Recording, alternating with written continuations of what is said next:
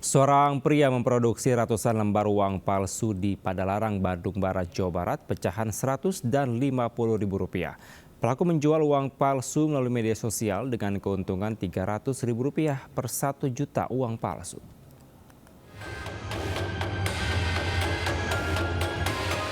Polisi dari Polres Cimahi bergerak menuju lokasi pembuatan uang palsu di kawasan Padalarang, Kabupaten Bandung Barat.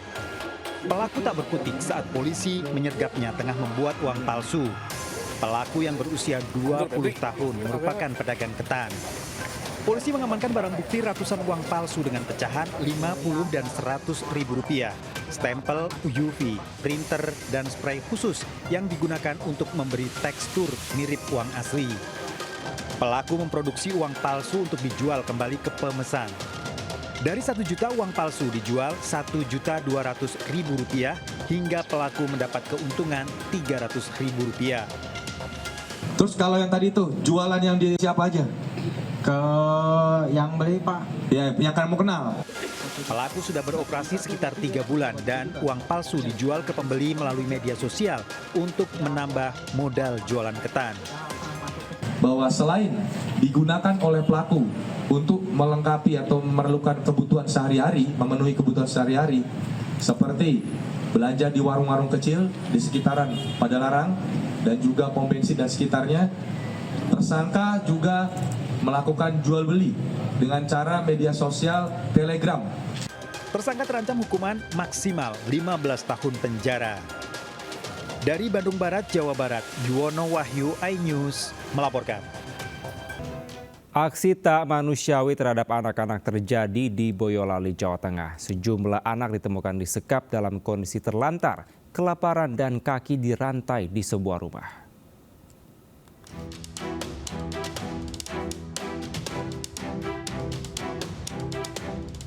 Empat anak dievakuasi warga dan pemerintah desa dari sebuah rumah di Desa Mojo, Kecamatan Andong, Boyolali, Jawa Tengah. Para korban yang masih berusia 6 hingga 14 tahun ditemukan dalam kondisi kaki dirantai, badan kurus, dan kelaparan. Ini kotak amal di sini ngapain kamu? Soalnya tadi ada yang kamu tutupin, tak kira bawa tas. Ada.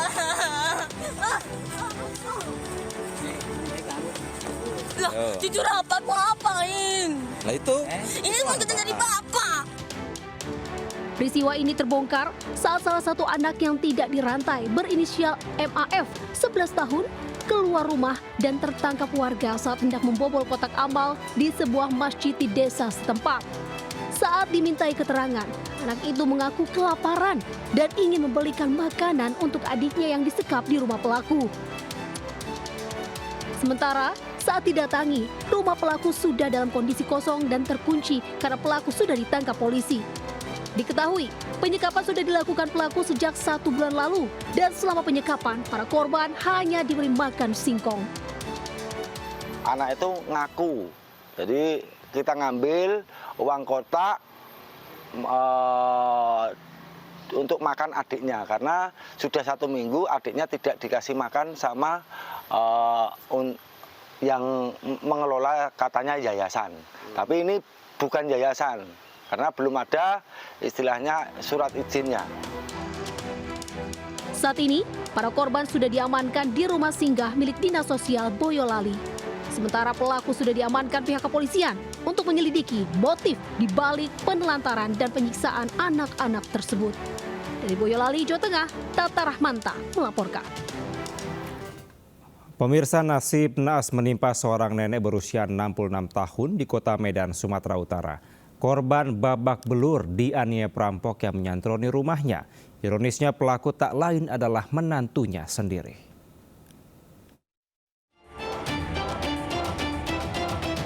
Suryati, 66 tahun, warga Jalan Halat Gang Tabib, Kelurahan Kota Matsun 2, Kecamatan Medan Area, Kota Medan, Sumatera Utara, alami luka lebam di wajah akibat dianiaya perampok.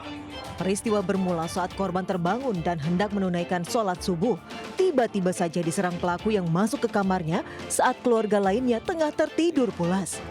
Meski tidak melakukan perlawanan, namun pelaku dengan sadis menganiaya korban dengan cara dicekik dan membenturkan wajahnya ke lantai. Usai mengambil kalung emas, pelaku langsung kabur meninggalkan korban yang tak sadarkan diri. Tak butuh waktu lama polisi segera menangkap pelaku IS 52 tahun yang tak lain menantu korban. Diduga pelaku sudah merencanakan aksi perampokan tersebut. Tumbuknya belakang ini, tumbuknya belakang ini. Ya Allah, ini nggak bagus orangnya nampaknya nih. Hei, siapa ini? Siapa ini? Ditekankannya kepala ke tempat tidur. Ya takut nggak bernapas kan, jatuh ke badan ke lantai. Jatuh badan ke lantai, habis itu di bawah dihajarnya lagi. Kini pelaku beserta barang bukti telah diamankan di Mapolsek Medan Area untuk pemeriksaan lebih lanjut. Dari Medan, Sumatera Utara, Aminur Rashid, iNews melaporkan. Seorang wanita Parubaya pingsan saat begal merebut motornya di Bandar Lampung, Kota Lampung akibat terjatuh. Pelaku 4 orang menembakkan ke udara hingga korban terjatuh.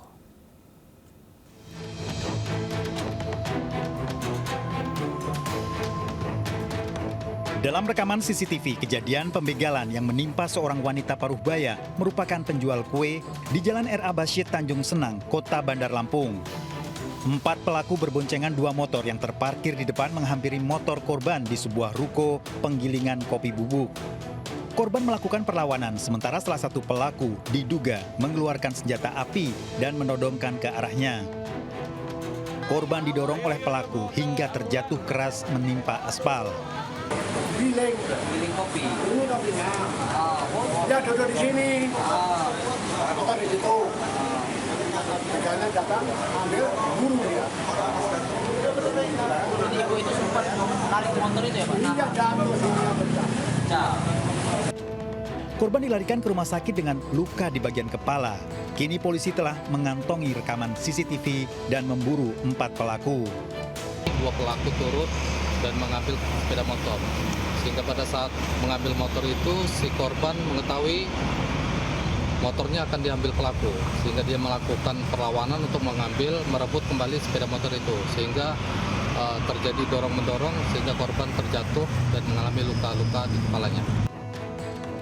Sementara korban masih menjalani perawatan dan mengalami trauma akibat insiden ini. Dari Bandar Lampung, Andres Afandi, iNews melaporkan.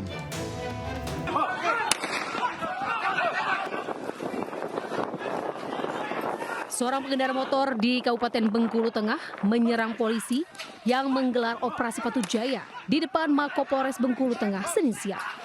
Polisi yang melihat kejadian tersebut melepaskan tembakan peringatan ke udara. Polisi kemudian mengejar pelaku yang berusaha melarikan diri dari polisi.